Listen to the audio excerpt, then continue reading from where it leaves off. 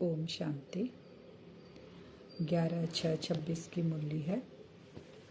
बाबा कहते हैं, मीठे बच्चे, पूरा वर्षा लेने के लिए एक बाप से पूरी प्रीत रखो। तुम्हारी प्रीत किसी भी देहधारी से नहीं होनी चाहिए। वर्षा हमें कब मिलेगा?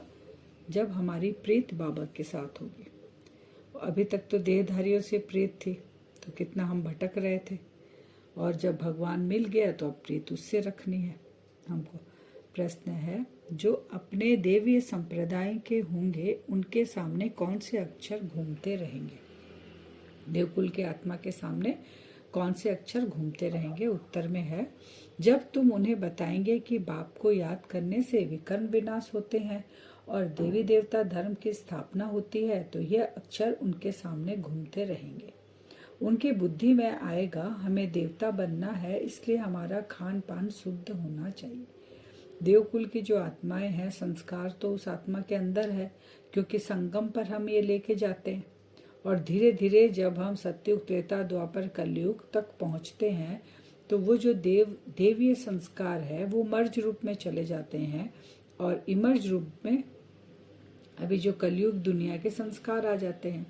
तो जब बाबा आते हैं तो वो संस्कार हमारे अंदर है, तो हमको टच होता है कि हम भी खान पान शुद्ध करें और जो बाबा नई दुनिया स्थापन कर रहे हैं उसमें बाबा के मददगार बने, योग लगाएं। ये आत्मा के अंदर संस्कार है, तो उनको अच्छा लगता है। गीत है, भोलेनाथ से निराला कोई और नहीं, बिगड़ी को बनाने वाला कोई और नहीं। ओम शांति। भोलानाथ के बच्चे सुन रहे हैं किससे? बाबा पूछ रहे हैं। भोलानाथ के बच्चे हैं तो भोलानाथ से ही सुनेंगे। भोलानाथ शिव को ही कहा जाता है, उनका नाम ही शिव है। भोलानाथ के बच्चे अर्थात शिव के बच्चे। किसके बच्चे हैं हम? शिव बाबा के बच्चे हैं, भोलानाथ के बच्चे। नाम है बाबा का अलग अलग। आत्माएं सुन रही है इन कानों से। बाबा के बच्चे कौन है? आत्मा है, लेकिन आत्मा इस कॉस्ट्यूम में जो कान है उसके द्वारा सुन रही है। अभी तुम बच्चे आत्माभिमानी बने हो। बच्चे टेप पर भी मुरली सुनते हैं तो समझते हैं शिव बाबा हमको अपना परिचय देते हैं, मैं सभी आत्माओं का बाप हूँ। पहले टेप में भी मुरली चलते थे, वही बाबा बता रहे। जिसको तुम परमपिता परमात्मा यानी परमात्मा कहते हो, उनको सदैव फादर ही कहते हैं। परमपिता परमात्मा शिव बाबा को हमेशा बाबा कहते हैं फादर ही कहा जाता है उसको, परमात्मा को, क्योंकि वो सब आत्माओं का पिता है। कौन कहते हैं कि वह फादर है? Question mark. आत्मा। ये कौन बोल रहा है कि वो हमारा फादर है? आत्मा कह रही है। आत्मा को अब ज्ञान मिला है और कोई मनुष्य मात्र को यह ज्ञान है नहीं। हम आत्मा को दो बाप है। बाबा कहते हैं आत्मा, बाबा के तो सारे बच्चे हैं आत्माएं, लेकिन जिनको ज्ञान मिल गया उसको बाबा आत्मा कहकर पुकारे हैं, और जिनको ज्ञान नहीं मिला उनको बाबा मनुष्य मात्र कहकर पुकारते हैं, उन्हें बताते हैं बाबा। तो आत्मा को ज्ञान मिल गया है और जो मनुष्य है वो, उनको अभी ज्ञान नहीं है। तो आत्मा के दो बाप है, ये हमको पता है, एक साकार एक है निराकार। वह परम पिता है और यह समझाने और कोई दे न सके। बाबा कहते हैं संघ पर तीन बाप होते हैं, लेकिन आज की मुरली में बाबा कह रहे हैं दो बाप है। एक है साकार जो जन्म देता है, एक है निराकार। वह परम पिता है, यह समझाने और कोई दे न सके। बाप के सिवाय और कोई यह पूछ न सके। बाप ही पूछते हैं, तुम जो कहते हो परमपिता परमात्मा गॉड फादर, वह तुम किसके लिए कहते हो? बाबा पूछ रहे हैं आके बच्चों को। अनजान में भी जब बुलाते थे ओ गॉड फादर आके बचाओ, तो बाबा पूछ रहे किसको कहते हो तुम गॉड फादर? क्या लौकिक बाप के लिए व पारलौकिक बाप के लिए? दो बाप है कहा ना बाबा ने। तो लौकिक फादर के लिए तो गॉड फादर कह नहीं सकते, ये परमात्मा के लिए कह रहे हैं, पारलौकिक बाप के लिए। तो हिंदी में अक्षर भी है परमपिता परमात्मा। वह तो एक ही निराकार है। ईश्वर प्रभु व भगवान कहने से बाप सिद्ध नहीं होता। अब ईश्वर प्रभु भगवान के कहकर अगर पुकारेंगे, बाबा कहते हैं, तो वो जो मन भगवान कर पुकारने से बाप का, वो हमारा पिता है, वो संबंध में हम नहीं आते हैं। उतना अथॉरिटी से हम फिर बाबा को नहीं पहचान सकते हैं। तो जब पिता कहते हैं तो वो प्रेम आता है, प्यार आता है बाबा के साथ। तो गॉड फादर अक्षर अच्छा आत्मा ने कहा, वह हमारा गॉड फादर है। फिर बाबा बता रहे हैं वही महाभारत की लड़ाई अभी लगनी है। जो महाभारत लड़ाई 5000 साल पहले लगी थी, फिर अभी लगेगी। एरोप्लेन्स, टैंक्स आदि एक दो को सप्लाई कर रहे हैं, सबको देते जाते हैं। पैसे से जिसको जो चाहे उनको देते जाते हैं, उधार पर भी लेते हैं। तो प्लेन, बारूद आदि ये सब खरीद करते हैं।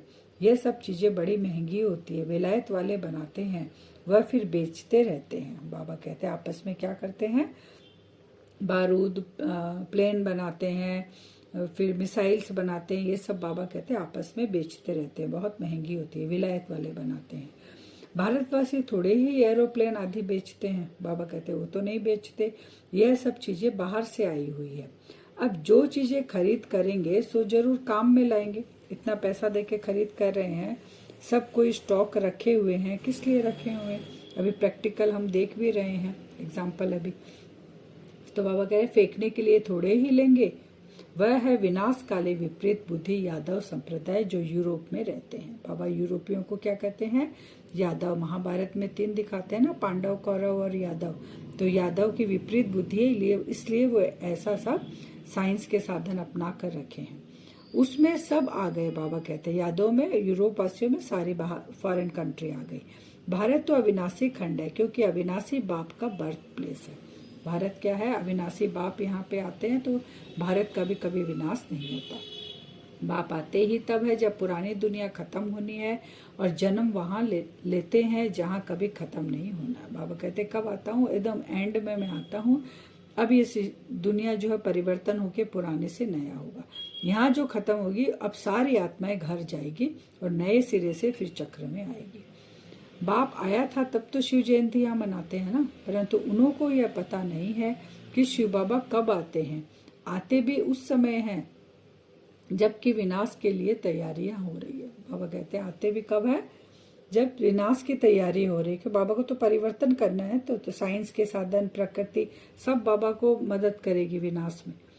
बाप समझाते हैं दिन प्रतिदिन वायुमंडल खराब होता जाएगा, देखते हो कितने हंगामे होते हैं, तो समझेंगे कि बस अभी यह खलास होते हैं। हमको जाना है नई दुनिया में, तो नई दुनिया को याद करना पड़े। बाबा इतना बच्चों को समझाते हैं, क्यों? क्योंकि ये जो दुनिया है ना, इससे अब हमारा जो ममत्व लगा हुआ है ना, वो टूट जाए और बाबा से जुड़ जाए, तो अंतमति सोगति हो जाएगी। कि बाबा कहते हैं राजा भी यही बनेगा, प्रजा भी यही बनेंगे, प्रजा के भी नौकर चाकर सबको पद यही मिलना है। तो हम उतना जमा कर ले। बाबा सभी माँ बाप चाहते हैं ना अपने बच्चों को ऊंच बनाना, तो बाबा भी वही चाहते हैं। तो नई दुनिया को याद करना पड़े, बेहद के बाप और वर्षे को याद करना है, और कोई को याद करने से कुछ मिलेगा नहीं। मनुष्य भक्ति मार्ग में तो कितना याद करते हैं, माँ बाप, मित्र, संबंधियों को याद करते हुए भी फिर देवी देवताओं को कितना याद करते हैं। बाबा कहते क्या करते हैं भक्ति में, मनुष्य सारे संबंधी को याद करते रहेंगे, फिर देवी देवता को याद करते हैं, फिर पानी में स्नान करते हैं, उनको पतित पावनी कहते हैं, दिखाते हैं तीर मारा गंगा निकल आई। बाबा कहते हैं कहानियां है ये सब जो हमको बताते, पानी में स्नान करने से कभी भी बाबा कहते हैं वो पवित्र नहीं हो सकते, क्योंकि आत्मा अपवित्र है, इसीलिए शरीर भी अपवित्र बन गया है, तो जल तो आत्मा को छू नहीं सकता है। फिर बाबा कहते हैं तीर मारा गंगा निकल गई, तो गंगा जल मुख में देते हैं, समझते हैं थोड़ा भी गंगा जल मिलने से मुक्ति पालेंगे, गंगा को इतना प्योर मानते हैं। तो बाप कहते हैं यहाँ है ज्ञान की बातें। ये सब किसकी बातें हैं? ज्ञान की, वो स्थूल पानी की बात नहीं है। तुम थोड़ा भी ज्ञान सुनते हो तो फल मिल जाता है, यह ज्ञान सुनने की बात है। गंगा जल यानी ज्ञान का गंगा जल, जो ज्ञान हमारे अंदर है वो जल, जो ज्ञान अमृत है वो जल जो बाबा हमें सुना रहे हैं। तो अमृत पीने की चीज नहीं है, यह नॉलेज है। बाबा कहते हैं कोई पीने की चीज नहीं है। ऐसे तो सब पी ले, बना के अमृत पी ले, गंगा का पानी भर भर के पिए, सारा दिन गंगा में डुबकी लगाए, ऐसे थोड़ी पाप धुलाई होंगे। तो फिर पाप बढ़ता ही नहीं ना, क्योंकि इतना जाके डुबकी लगाते हैं, फिर पाप अति की तरफ पांचों विकार क्यों जा रहे हैं? तो बाबा कहते हैं यह नॉलेज है। ऐसे नहीं समझो कि भोग के दिन अमृत पिलाते हैं, नहीं, वह तो मीठा पानी है, बाकी यह ज्ञान की बात है। जो अमृत पीते हैं उससे भी बाबा कहते पवित्र नहीं हो सकते, पवित्र होंगे ज्ञान जल से, ज्ञान का जो गंगा जल है उससे। ज्ञान अर्थात बाप और सृष्टि के आदि मध्य अंत को जानना। यह सृष्टि चक्र कैसे फिरता है, कौन 84 जन्म लेते हैं, सब तो ले ना सके। पहले पहले भारतवासी ही आते हैं, वही पूरे 84 जन्म लेते हैं। जो देवता थे वही 84 जन्म भोग पतित बन जाते हैं। बाबा कहते हैं भाप आकर फिर कांटों से फूल बनाते हैं। मनुष्य देह अभिमान में आकर 5 विकारों में फंस पड़ते हैं। अब है रावण राज्य, सतयुग था दिव्य राज्य। शिव बाबा ही स्वर्ग की पूरी रचते हैं। सूर्यवंशी लक्ष्मी नारायण का राज्य था। बाबा कहते हैं मनुष्य देह अभिमान में आकर 5 विकार में फंसे, अब कौन निकाले उनको? जो यहाँ नहीं फंसा हुआ होगा वही तो, शिव बाबा का ही शरीर नहीं है, शिव बाबा ही साक्षी होकर देखते हैं, वही आकर हमें निकालकर स्वर्ग की पुरी में हमें ले जाते, लक्ष्मी नारायण बनाते हैं। ये लक्ष्मी नारायण बाबा कहते देवताएं हैं, इनको भोग लगाते हैं। तो क्या सिगरेट आदि का भोग लगाते हैं? देवी देवता को कैसा भोग लगाते हैं? सिगरेट, बाबा कहते तुम देवी देवता बन रहे हो ना चैतन्य में, तो तुमको भी वो सब स्वीकार नहीं करना है। सिगरेट पीने वाला उच्च पद पा नहीं सकता, यह कोई देवीय चीज नहीं है। सिगरेट पिएंगे व लहसुन प्याज आदि खाएंगे तो और ही गिर जाएंगे। कहते हैं यह छोड़ने से तबीयत खराब हो जाती है। बाप कहते हैं शिव बाबा को याद करो, यह आदतें सब छोड़ दो तो तुम्हारी सदगति होगी। तो तुम बच्चों को देवी गुण धारण करने हैं। देवी गुण में धारण में खान पीन सभी आ गया है ना, हमारी चाल चलन, चेहरा, खान पीन, संकल्प, वाणी, कैसा सोचते हैं, सारी कुछ उसके अंदर आ गई। तो बाबा कहते हैं वैष्णव बनना है, जैसे विष्णु की संतान है तुम विष्णु अर्थात देवी संतान बनते हो। यहाँ हो तुम ईश्वरीय संतान, बनेंगे क्या? विष्णु की संतान। अभी क्या है हम? शिव बाबा हमारा पिता है तो हम ईश्वरीय संतान है। यह तुम्हारा सर्वोत्तम जन्म है, सबसे सर्वोत्तम जो डायमंड जन्म बाबा कहते हैं ना, डायमंड युग, डायमंड जन्म, वो अभी का है। देवताओं से भी उत्तम तुम हो, तुम औरों को भी उत्तम बनाने वाले हो। यह है बेहद के बाप की मिशनरी। क्रिश्चियन लोग की मिशनरी होती है ना, अपने क्रिश्चियन धर्म में बहुतों को कन्वर्ट करते हैं। यह है ईश्वरीय मिशनरी। हमारी कौन सी मिशनरी है? ईश्वरीय मिशनरी। हम सबको ईश्वर का पैगाम देकर ईश्वरीय मिशनरी में उनको शामिल करेंगे। तुम शूद्र से ब्राह्मण धर्म में कन्वर्ट हो, फिर देवता धर्म में कन्वर्ट हो जाते हो। यहाँ तुमको बाप ने धर्म का बच्चा बनाया है, धर्मात्मा बनाने। हम बाबा के कौन से बच्चे बने? धर्म के बच्चे। लौकिक में भी बनाते हैं ना, धर्म के बच्चे, मेरा धर्म का भाई है, धर्म का बच्चा, ऐसे बोलते हैं। तो बाबा आकर धर्म का बच्चा बनाया, धर्मात्मा बनाने के लिए। बाप ने तुमको अपना बनाया है। पुराने शरीर को खत्म होना है, फिर तुमको शरीर नया सत्व प्रधान चाहिए। सतयुग में 5 तत्व भी सत्व प्रधान बन जाएंगे। जैसे हम आत्माएं पतित हुई, विकार की प्रवेशता हुई, तो 5 तत्व भी तमो प्रधान हुए। अब हम आत्मा प्योर होंगे तो शरीर भी हमें प्योर मिलेगा, तो 5 तत्व भी सत्व प्रधान हो जाएंगे। अब तुम ब्राह्मण हो, चोटी बाजोली होती है ना, अभी ब्राह्मण है, फिर क्षत्रिय, देवताई, क्षत्रिय, वैश्य, शूद्र बनेंगे। चक्र फिरता रहता है। बाजोली खेल होता है ना, पांव और सिर लगा के ऐसे गोल गोल बच्चे घूमते हैं, तो ये चक्र भी ऐसे फिरता है। अभी तुम ब्राह्मण वर्ण में हो, यह नॉलेज अभी है, फिर तो प्रारब्ध मिल जाएगी, वहां सदा सुखी रहेंगे। 21 जन्म नंबर वार इस समय के पुरुषार्थ अनुसार, कोई राजाई घराने में, कोई प्रजा में जाएंगे। बाबा कह रहे हैं अब यहाँ से जो पुरुषार्थ करेंगे वैसा ही संस्कार आत्मा लेके जाएगी, वैसा ही घराने में जाएंगे। तुम जानते हो हम सब पूज्य बनते हैं सतयुग में। हम किसको भी पूजते नहीं, न हमको कोई पूजते हैं। वहाँ हम है ही पूज्य, फिर कलाएं कम होती जाती है। बाबा पूज्य और पुजारी का बता रहे। पूज्य हम रहते हैं सतयुग में, तो ना हम किसी की पूजा करते ना वो हमारी, क्योंकि वो स्वरूप ही हमारा है पूज्य का।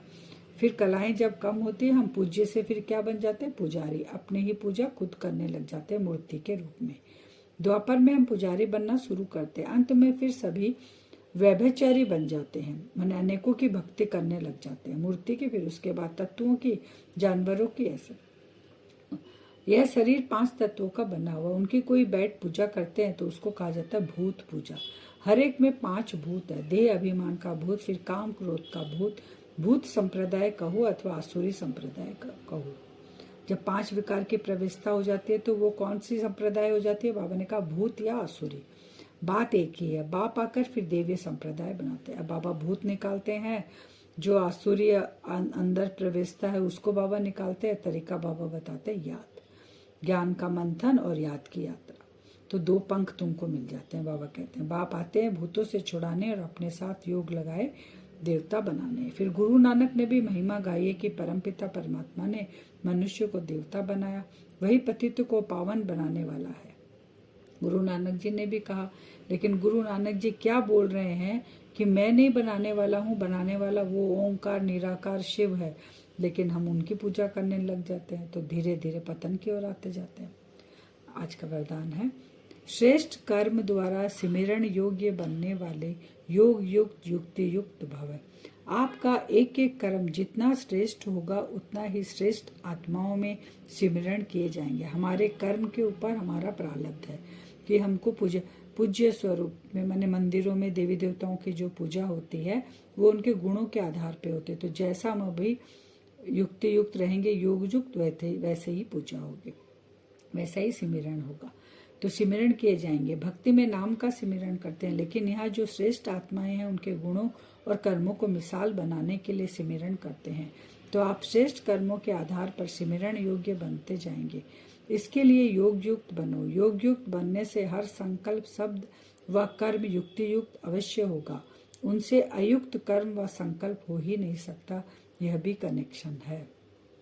योग युक्त युक्ति युक्त रहेंगे, बाबा से तार जुड़ा हुआ रहेगा, कनेक्शन रहेगा, तो कभी भी बाबा कहते हैं अयुक्त कर्म व संकल्प इधर उधर नहीं होंगे। स्लोगन है, निमित्त और निर्माण चित्त यही सच्चे सेवाधारी के लक्षण है। कौन से दो लक्षण? निमित्त और निर्माण चित्त सच्चे सेवाधारी का लक्षण। अव्यक्त सारे सदा हर्षित रहने के लिए अपने नेचर को सरल बनाओ, सहनशील बनाओ। सरल चित्त नेचर होगी तो हर्षित रहने के साथ नयनों से, मुख से, चलन से मधुरता प्रत्यक्ष रूप में दिखाई देगी। कभी मुख से कटुवचन नहीं निकलेंगे। उनका दिल, दिमाग, बोल सब एक समान होगा। दिल में एक, बोल में दूसरा, यह सरलता की निशानी नहीं। सरल स्वभाव वाले सदा निर्माण चित्त, निरहंकारी, निस्वार्थी होते हैं। कैसा होता है? सरल स्वभाव वाले निर्माण चित्त रहेंगे, कोई अहंकार नहीं, निरहंकारी, निस्वार्थी, कोई स्वार्थ नहीं रहेगा। वरदान से योग करेंगे। अपने आप को देखें भ्रकुटी सिंहासन पर। मैं आत्मा चमक रही हूँ। अपने सूक्ष्म शरीर के साथ उड़ चलें, फरिश्ताई स्वरूप के साथ। साकार शरीर यही है। विजुअलाइज करें, मैं आत्मा अपने सूक्ष्म शरीर के साथ उड़ चली, आकाश तत्व को पार करते हुए अपने वतन की ओर, सूक्ष्म वतन की ओर प्रवेश करते हैं। सूक्ष्म वतन में चारों तरफ सफ़ेद रंग की लाइट लाइट, और मैं फरिश्ता उस घर के अंदर प्रवेश करता हूँ, सूक्ष्म घर के अंदर। बाप दादा को सामने देखते हैं। फरिश्ता इस स्वरूप में बाप दादा नज़दीक जा रहे हैं बाबा के। बाबा सामने से आ रहे हैं, हम इधर से जा रहे हैं। पहुंच गए बाबा के सामने। 1-2 सेकेंड बाबा के गले से लग जाते हैं।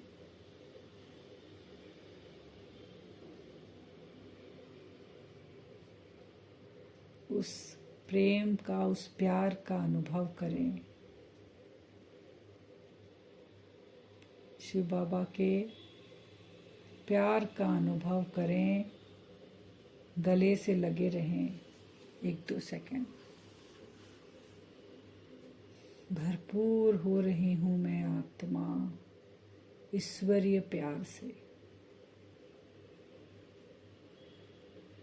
सामने देखें बाबा को। अब बाबा की भ्रकुटी आंखों से एक तेज प्रकाश मुझ आत्मा के ऊपर पड़ रहा है, और धीरे धीरे वो प्रकाश पूरे फरिश्ताई स्वरूप में स्प्रेड हो रहा है। देखें, बाबा ने दोनों हाथ आगे बढ़ाकर मेरा दोनों हाथ पकड़ लिया। मैं आत्मा उस ईश्वरीय प्यार में लवलीन होती जा रही हूँ। पावरफुल योग युक्त स्थिति। बाबा की पावरफुल लाइट मुझ आत्मा के अंदर, मुझ फरिश्ताई स्वरूप में प्रवेश कर रही है। मुझ फरिश्ते से हर समय श्रेष्ठ संकल्प, श्रेष्ठ कर्म और श्रेष्ठ वाणी निकलती है।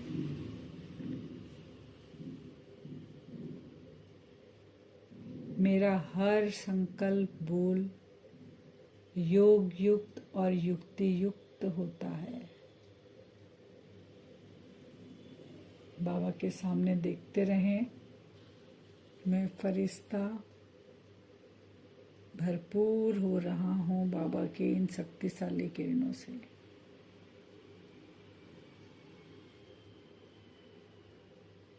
मेरे संकल्प बोल कर्म सब युक्ति युक्त।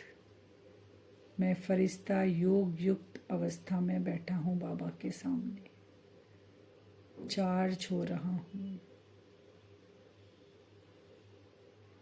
अब वापस अपने साकार वतन की ओर लौटते हैं। उसी योग युक्त और युक्ति युक्त अवस्था में नीचे उतरते हैं। बाबा से फुल चार्ज होकर नीचे आकर इस साकार शरीर में प्रवेश करता हूँ मैं फरिश्ता। मेरी दृष्टि, मेरी वाणी, संकल्प बाबा के साथ हर समय योग युक्त स्थिति में स्थित होकर कार्य करता हूँ। हर सूक्ष्म और स्थूल कर्मेंद्रियां युक्ति युक्त कार्य करती है। ऐसा हम आज विजुअलाइज करेंगे। फरिश्ता स्वरूप बाबा के पास जाएंगे, चार्ज होंगे, हर कर्म को बाबा के साथ जुड़कर बाबा से योग युक्त होकर हर कर्म करेंगे। ओम शांति।